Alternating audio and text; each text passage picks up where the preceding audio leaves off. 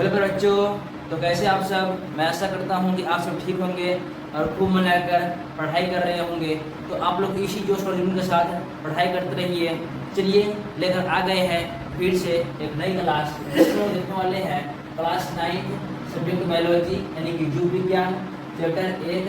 Chapter का नाम है जीवों की मौलिक इकाई, जीवन की मौलिक इकाई, the fundamental unit of life. इसके विषय में हम लोगों ने पिछले क्लास में जो हमारा पार्ट 1 था उसमें कुछ बातें की थी, कुछ बेसिक जानकारी प्राप्त किए थे, बेसिक नॉलेज। जैसे कि हम लोग बात किए थे कि बायोलॉजी क्या लेसन का नाम है, सब्जेक्ट कौन सा है? बायोलॉजी है। कौन सा है? बायोलॉजी। तो बायोलॉजी के बारे में बात किए थे कि जो बायोलॉजी है, बायोलॉजी कहते किसे है, बायोलॉजी है क्या, बायोलॉजी आया कहाँ से है। तो हम लोगों ने बात किया था जो बायोलॉजी है यह विज्ञान की एक क्या है?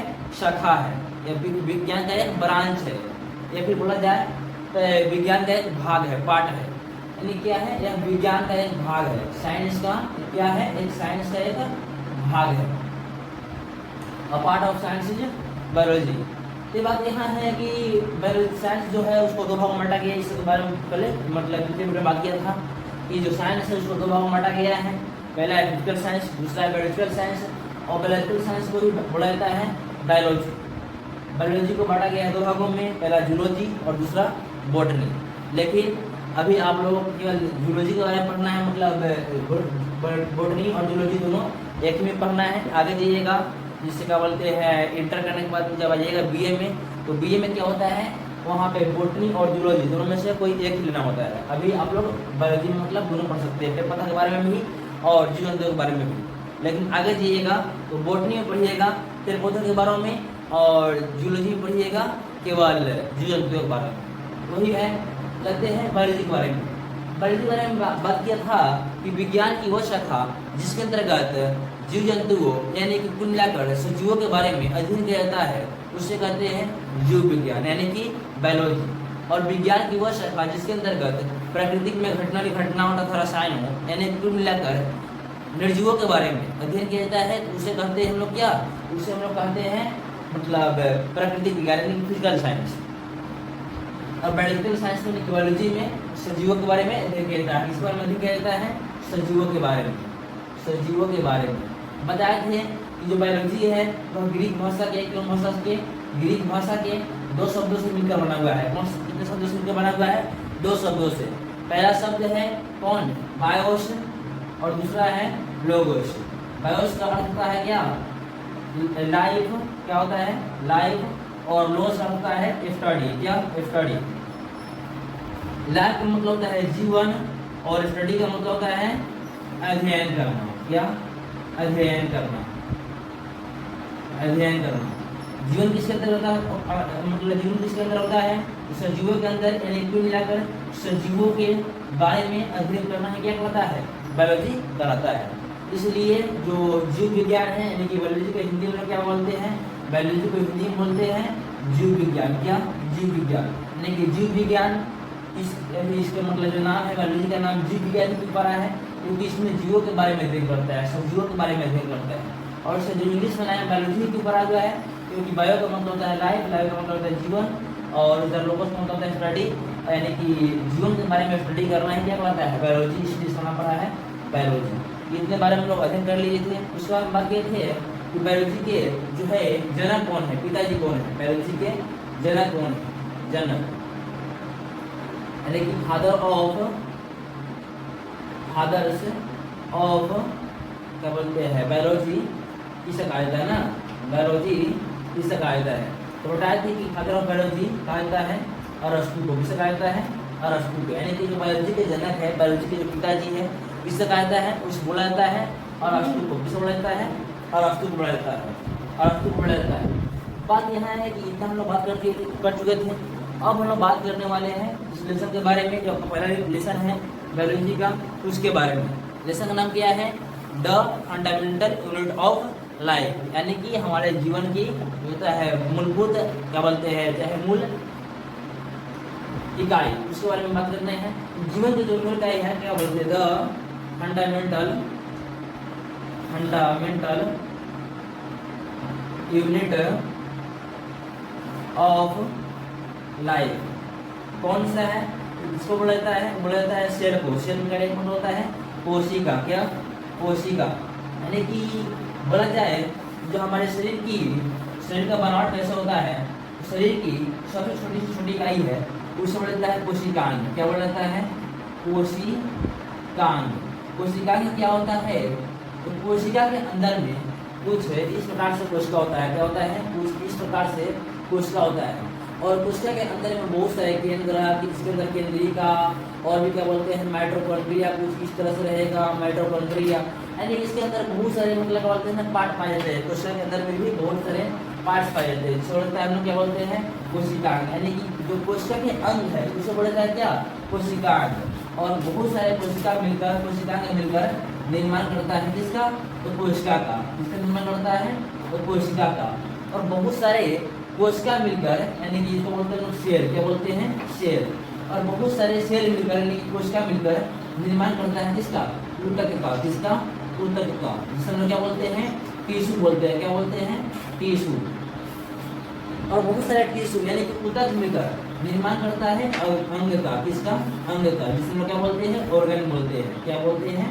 ऑर्गन। यानी कि बहुत सारे ऊतक मिलकर क्या बना? अंग बना, जिसे हम लोग क्या बोलते हैं? बोलते हैं ऑर्गन। और बहुत सारे अंग मिलकर बनता है अंग तंत्र। क्या? अंग तंत्र। इसको बोलते हैं सिस्टम। क्या बोलते हैं? सिस्टम।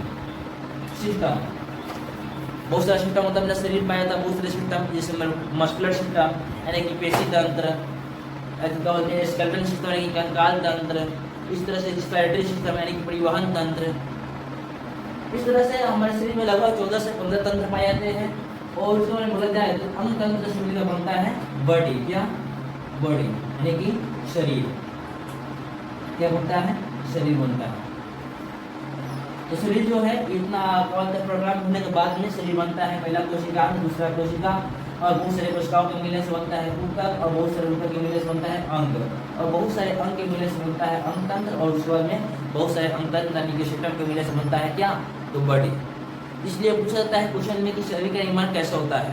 तो लोग इस तरह से लिखेंगे कि शरीर का निर्माण अग्रलिखित बातों के द्वारा होता है। और उसमें लिखेंगे कि इसमें जैसे कि मतलब बहुत सारे कोशिकांग है, लेकिन हमारे शरीर की जो सबसे छोटी जो भाग है उसे बोलते हैं कोशिकांग। और बहुत सारे कोशिकांग के मिलने से ही बनता है कोशिका, और इसी प्रकार से बहुत सारे कोशिकाओं के मिलने से बनता है ऊतक, और बहुत सारे ढेर सारे ऊतकों के मिलने से बनता है अंग, और ढेर सारे अंगों के मिलने से एक अंग तंत्र का निर्माण होता है यानी कि एक सिस्टम का निर्माण होता है। और इसी तरह से बहुत सारे सिस्टमों के मिलने से एक शरीर का निर्माण होता है। ये क्या हो गया? इस शरीर का क्या बोलते हैं? निर्माण का प्रक्रिया था, इसमें लोग भी देखे हैं। अब बात होता है कि हम लोग बात कर रहे थे कोशिका के बारे में। किसके बारे में? कोशिका के बारे में।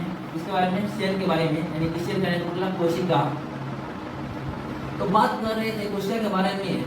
तो अब बोला जाता है कि कोशिका के आधार पर जो जीव होते हैं कितने भागों में बांटा गया है। कोशिका के आधार पर जीवों को कितने भागों में बांटा गया है। इस तरह से सजीवों को बांटा गया है, मतलब जीवों को बांटा गया है 2 भागों में, एक निर्जीव एक सजीव। आप लोग जानते हैं जिसमें बायोलॉजी के बारे में बात करते हैं, सजीव के बारे में, केवल सजीव के बारे में। तो अब बात करना है कि जो सेल होते हैं, सेल यानी कोशिका के आधार पर जीवों को कितने भागों में बांटा गया है, उसके विषय में अब हम लोग बात करेंगे।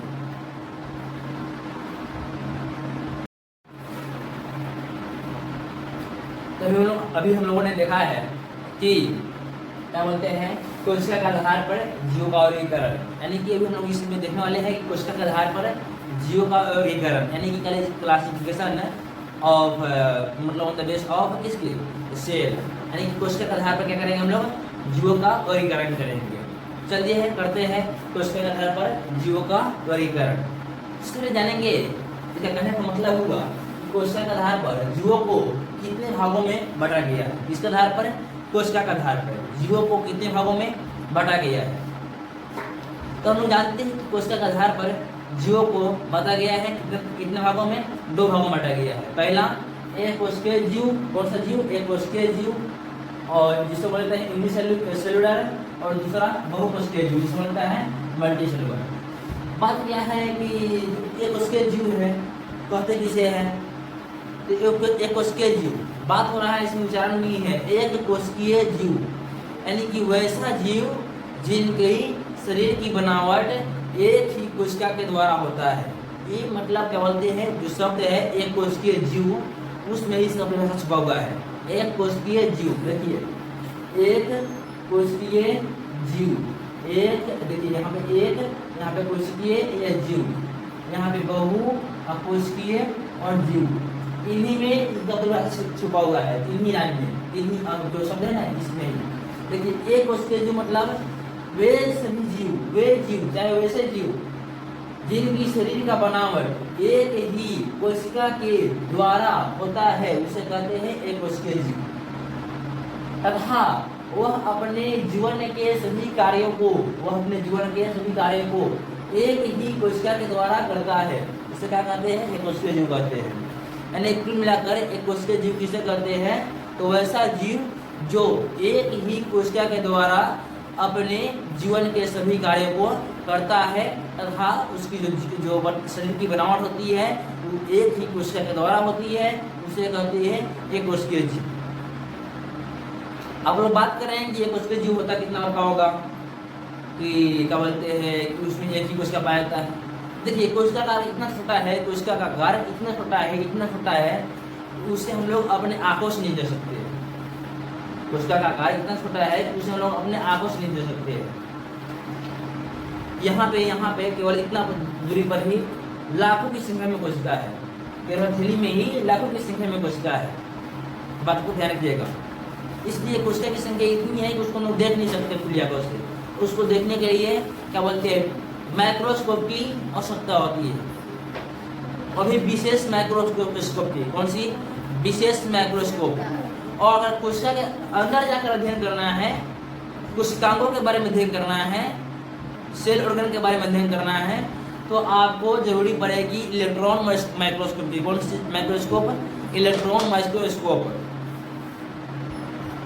इसके बारे में भी इस लेसन में आप लोग पढ़िएगा नेक्स्ट वीडियो में। अभी कुछ देखते हैं एक कोशिकीय जीव किसे कहते हैं, यहाँ पे देखते हैं कोशिकीय जीव किसे कहते हैं, तो वैसे जीव जिसकी शरीर की बनावट एक ही कोशिका से होता है, तथा वह अपने जीवन के सभी कार्यों को, क्या सभी कार्यों को एक ही, यहाँ पे दवा लिखा गया है, पढ़ते हैं, एक ही कोशिका के द्वारा संपन्न करते हैं, उसे एक कोशिकीय जीव कहते हैं। एक कोशिकीय जीव किसे कहते हैं, तो वैसे जीव जो अपने मतलब शरीर के वैसे जीव जिसके शरीर की बनावट एक ही कोशिका के द्वारा होता है, तथा अपने जीवन के सभी कार्यों को एक ही कोशिका के द्वारा संपन्न करते हैं, उसे कहते हैं एक कोशिकीय जीव। एग्जाम्पल में अमीबा, अमीबा एक कोशिकीय जीव है जिसको हम लोग अपनी खुली आंखों से नहीं देख सकते हैं। इसको देखने के लिए क्या होता है, मतलब माइक्रोस्कोप की आवश्यकता होती है, किसकी, माइक्रोस्कोप की। दूसरा होता है मिशियम, ये भी सूक्ष्म जीव ही है। तीसरा होता है शैवाल, ये भी सूक्ष्म जीव ही है। लेकिन शैवाल में बहुत सारे ऐसे सवाल है जिसको हम लोग अपनी आंखों से देख सकते हैं। बहुत सारे ऐसे सवाल हैं जो क्या बोलते हैं, मल्टी सेलुलर है, यानी कि बहुकोशिकीय है शैवाल में। जैसे हम लोग देखते हैं सवाल का नाम हम लोग बोलते हैं, गाँव यहाँ पे बोलते हैं सवाल को काई, क्या बोलते हैं, काई। देखते हुए हम लोग कल पर काई लगता है, क्या लगता है, काई लगता है। या फिर क्या बोलते हैं बरसात के मौसम में बहुत सारे जगह जहाँ पे मिट्टी की जगह है वहाँ पे क्या होता है, काई लग जाते हैं। तो काय को ही बढ़ता है क्या, शैवाल, वहाँ पे रोआ की तरह आ जाता है। देखिए कल पर उसको क्या बोलते हैं, शैवाल बोलते हैं। तो कुल मिलाकर एक कोशिकीय जीव किसे कहते हैं, आप लोग मन चल गया होगा। अब बात करते हैं हम लोग बहुकोशिकीय जीव के बारे में। किसके, बहुकोशिकीय जीव के बारे में।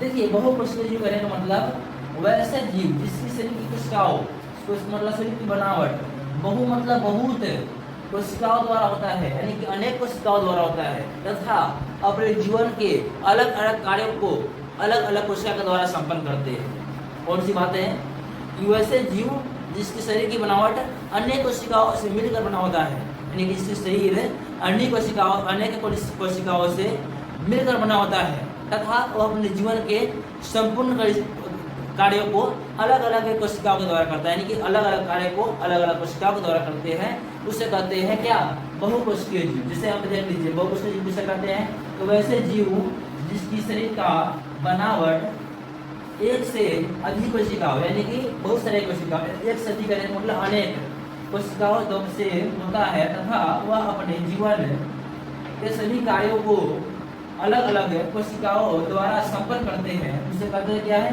बहुकोशिकीय जीव कहते हैं। जैसे में मनुष्य कहने का मतलब हम हो गए, आप हो गए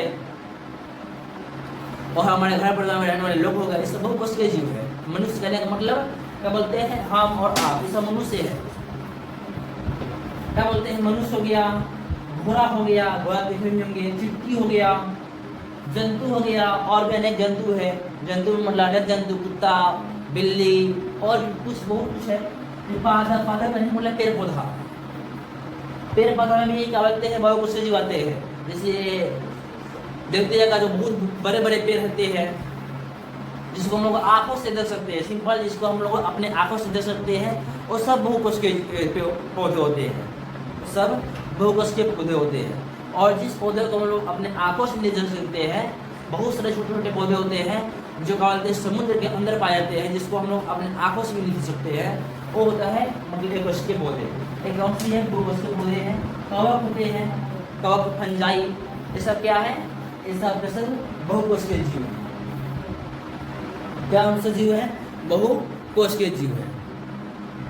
कुल मिलाकर आज की इस वीडियो में हम लोग रखते हैं इतना ही। क्या देखे हम लोग इस वीडियो में, हम लोग देखे यह है कि कोशिका के आधार पर मतलब जीवों का वर्गीकरण, क्या कोशिका के आधार पर जीवों का वर्गीकरण, यानी कुल मिलाकर कहने का मतलब है कि कोशिका के आधार पर जीवों को कितने भागों में बांटा गया है, 2 भागों में बांटा गया है। फर्स्ट मतलब एककोशिकीय जीव और सेकेंड बहुकोशिकीय जीव। एककोशिकीय जीव को यूनिसेलुलर भी बोला जाता है और बहुकोशिकीय जीव को मल्टीसेलुलर बोला जाता है। एककोशिकीय जीव कहने का मतलब वैसा जीव जो अपने केवल जिसका शरीर का बनावट एक ही कोशिका द्वारा होता है तथा अपने शरीर मतलब अपने जीवन के अलग मतलब सभी कार्यों को एक ही कोशिका द्वारा करते हैं, संपन्न करते हैं, इसे कहते हैं एककोशिकीय जीव। जिसमें अमीबा, पैरामीशियम, शैवाल, ये सब सूक्ष्म जीव है जिसको हम लोग अपने आंखों से नहीं देख सकते हैं, और बहुत सारे ऐसे सूक्ष्म जीव है जिससे हम लोग अपने आंखों से नहीं देख सकते हैं। इसलिए हमें क्या लिख दिया हूँ क्या बोलते हैं, आदि। क्या लिख दिया है, आदि लिख दिया है। आदि हम लोग और भी बहुत कुछ है। और बात किया जाए मल्टीसेलुलर के बारे में, यानी कि बहुकोशिकीय जीव के बारे में, तो उसमें आते हैं वैसे जीव जिसके शरीर का बनावट अनेक कोशिकाओं के द्वारा होता है। क्या, अनेक कोशिकाओं, अनेक करने का मतलब बहुत सारी कोशिकाओं के द्वारा होता है, ढेर सारी कोशिकाओं के द्वारा होता है, और अपने जीवन के अलग अलग कार्य करने के लिए ढेर सारी कोशिकाओं के यानी कि अलग अलग कोशिकाओं का प्रयोग लेते हैं। जैसे हम लोग खाना खाने के लिए हाथ का प्रयोग करते हैं, यानी कि उसमें हाथ का कोशिका लगता है। ठीक है, आज के वीडियो में रहने देते हैं इतना ही, तो मिलते हैं नेक्स्ट वीडियो में। अगर वीडियो अच्छी लगी हो तो वीडियो को लाइक करना और चैनल पर नए हो तो चैनल को सब्सक्राइब करना। मिलते हैं नेक्स्ट वीडियो में, तब तक के लिए जय हिंद दोस्तों।